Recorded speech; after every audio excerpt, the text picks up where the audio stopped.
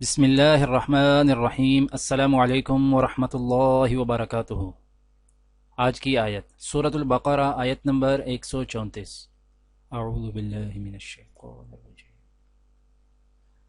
تلک امۃ قد خلت لها ما کسبت ولکم ما کسبتم ولا تسألون عما كانوا يعملون۔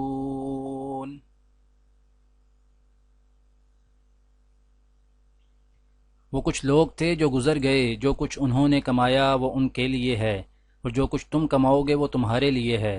تم سے یہ نہ پوچھا جائے گا کہ وہ کیا کرتے تھے۔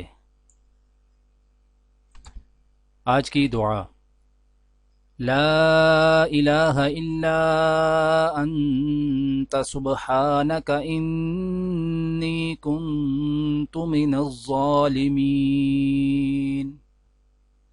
نہیں ہے کوئی خدا مگر تو، پاک ہے تیری ذات، بے شک میں نے قصور کیا۔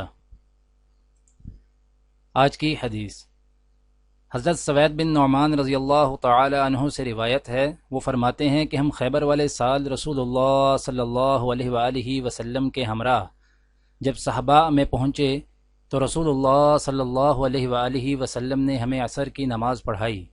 جب نماز پڑھ چکے تو آپ صلی اللہ علیہ وآلہ وسلم نے کھانے منگوائے، مگر کھانے میں صرف ستو ہی لایا گیا، سو ہم نے اسی کو کھایا اور پیا۔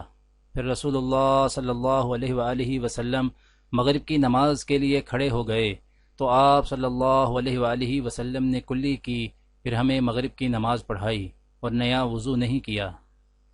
دعا ہے کہ اللہ تعالی دنیا اور آخرت کی تمام بھلائیاں عطا کرے، عمل کی توفیق دے۔ سبحان ربک رب العزت عما یصفون وسلام علی المرسلین والحمد للہ رب العالمین، آمین۔